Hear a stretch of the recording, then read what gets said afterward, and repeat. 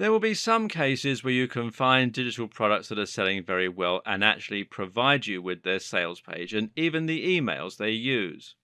If you can find such a product, then go for it, especially if they share their conversion rate. This removes variables from your process, allowing you to fine tune your business model all the more quickly.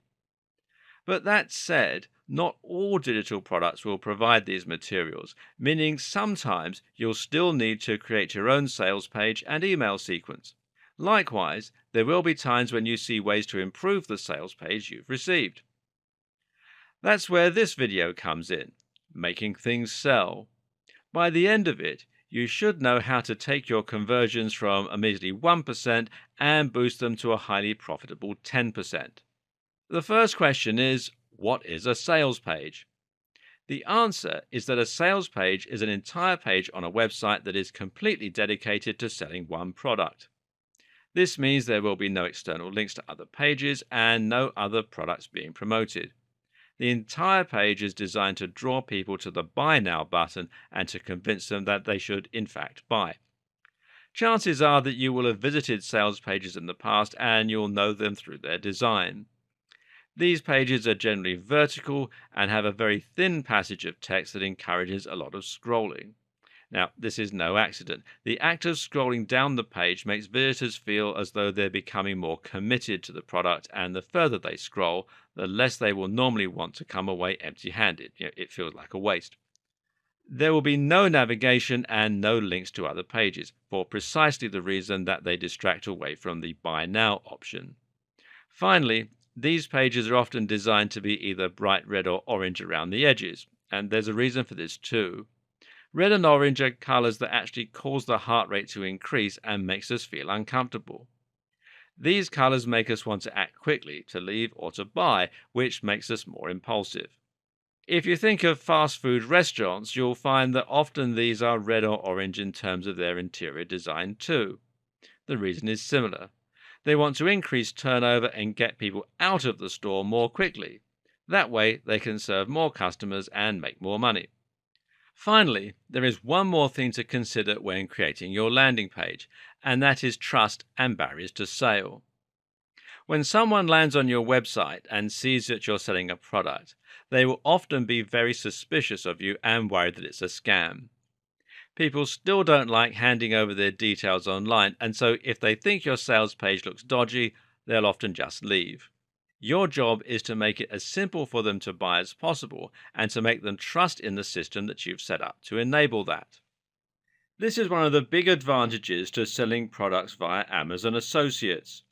Here, your checkout page is Amazon itself, which makes the buyers much more likely to trust that their details aren't going to get stolen. Likely they already use Amazon, so they might even be able to use the buy with one click option, which you can see here, to save themselves a ton of time and to really encourage those impulsive buying decisions. If you use JVZoo or ClickBank, then the sales page will be built by those sites, and this will likely be a factor to consider when you choose which network to go with. Is their checkout page professional looking? Would you be happy to spend your money through it? But the initial impression you make to visitors will often be down to the landing page itself, so it's worth making sure you put the time and effort in to create something that looks highly professional and trustworthy. One of the easiest and best ways to do this is to use a tool like OptimizePress. OptimizePress is a WordPress theme which you can install with a single click to make your WordPress site into a traditional sales page. When you do this, you'll be using ready-made layouts and images that have been optimized over thousands of sites and that are constantly being refined. Then all you have to do is enter the text, and you can find out more here at optimizepress.com. As you can see, they have a video on their site that explains how it all works. Remember what we said about not reinventing the wheel. Why make it more difficult for yourself when you already have the means to create something professional and proven? Otherwise, consider using a third-party developer who has a good track record. This is better than attempting to design the sales page yourself and coming up with something that looks less than perfectly professional. Really, though, a convincing sales page is all about your sales script. The text you use to sell your product is going to be the single biggest determining factor when it comes to your conversion rates, and this is something that is highly worth taking the time to learn. There's a lot to this, though, so please bear with me while I explain the ins and outs of good persuasive writing. The first and biggest challenge when it comes to making sales will be to grab the attention of your visitors and to communicate that there's something here worth reading and that they shouldn't navigate away from the site. The unfortunate reality these days is that most people are in a rush all the time, have lots of work to do, and don't have time to read through large amounts of text. That means you can't expect your audience to stick around unless you give them a very good reason. You need to grab them with a hook right away and then reel them in. One of the best ways to do this is to give your sales page a narrative structure. This means that you need to turn your pitch into a story that your audience can relate to. The reason this is so effective is that we always want to know how stories end. Have you ever started watching a trashy program late at night that you don't care about, only to find yourself unable to look away until the very end? In such scenarios, you'll often watch for hours, even though you aren't enjoying it. This is the power of narrative, and it's a very human impulse that you can use to your advantage. Another advantage of using a narrative is that it makes the situation more relatable. By telling people that you used to be in the same position as them, you can get them interested, and at the same time, you'll be much more convincing. This, in fact, is the basic structure of many a successful sales page. Introduce a problem, then offer a solution. If you're selling a book on abs, then the problem is lack of fitness or the inability to lose weight. The solution, of course, is your ebook, and you're going to frame all this in a first person narrative where you discuss how you were once overweight until you found this incredible strategy that they can read about in your ebook. Obesity, tiredness, and sluggishness are one type of problem. This is an emotional and abstract problem that you can make anyone relate to. The other type of problem is something specific and simple. For instance, if you're saying an ebook on stage lighting, as we discussed earlier, then you would look for a very specific and simple problem in this niche. Perhaps people struggle to afford the stage lighting equipment they need. Maybe the lights keep falling over. I'm not an expert in this field, and that's why it's not a niche that I would choose. Remember, we discussed picking a field you're familiar with. Anyway, the point is that selling a product which answers a very specific need is always a good strategy, as it simplifies your job to finding people who have that problem. This should come into play when you pick your product. Find a product that solves a clear and easily defined problem. The other things that grab attention are bold statements and rhetorical questions. Rhetorical questions work well because they force the reader to think and reflect.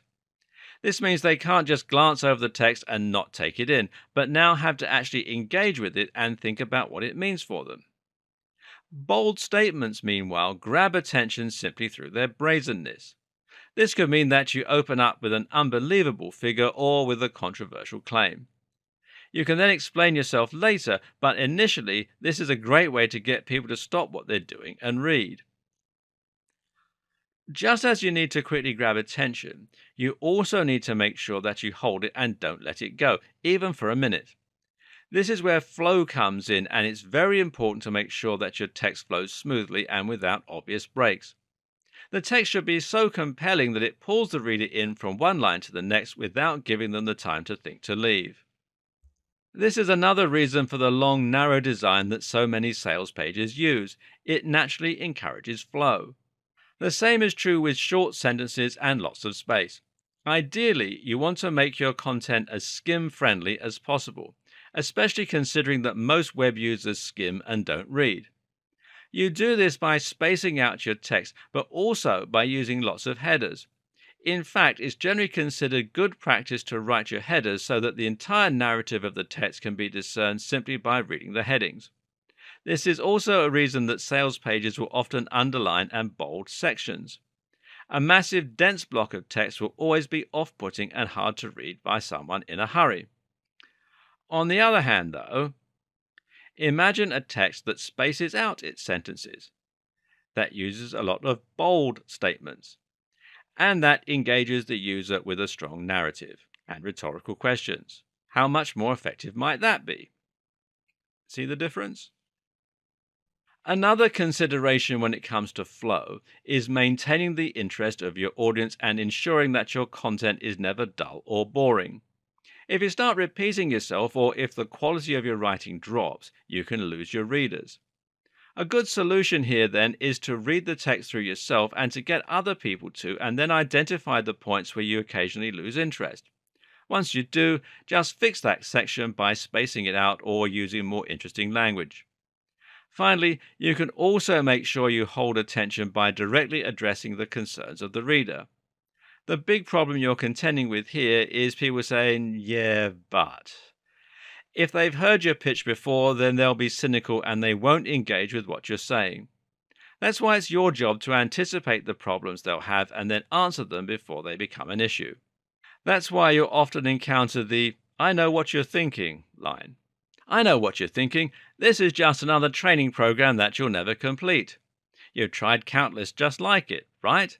What makes this one any different?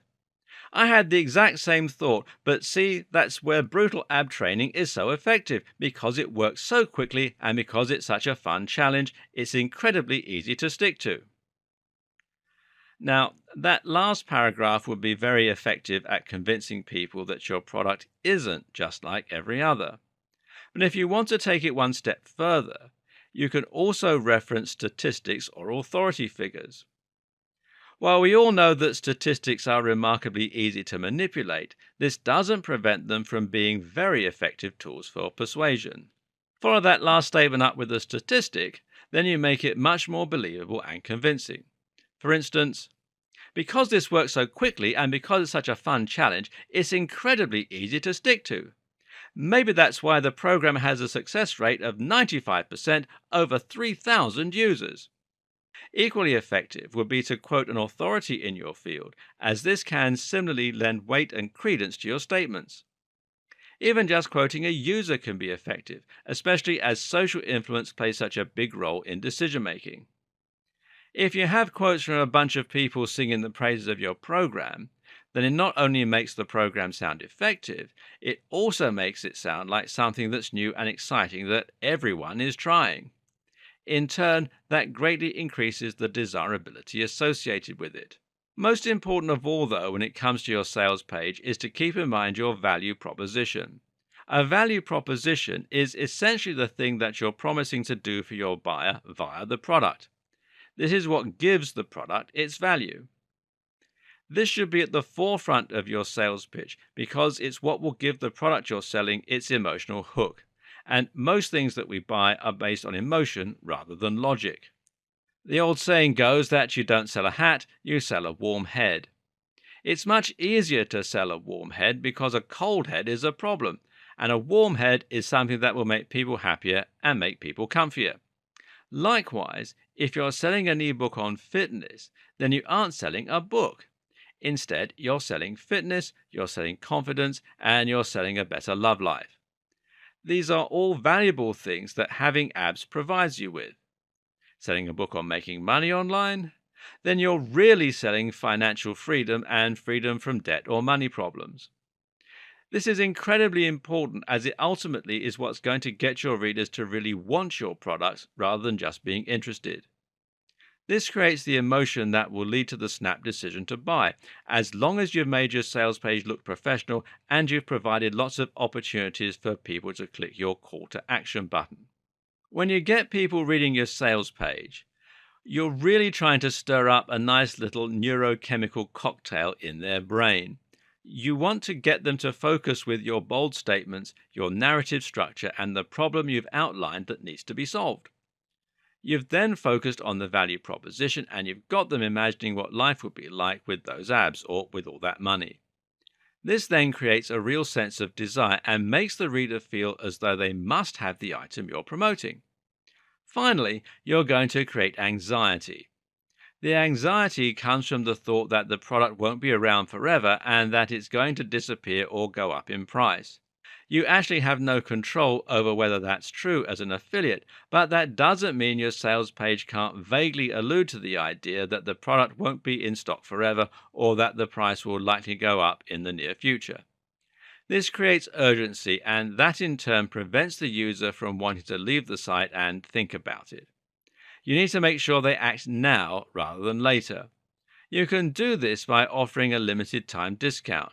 Some affiliate schemes give you flexibility over the pricing, or by saying there's only a limited stock and thereby creating scarcity. And this also makes the product seem more popular.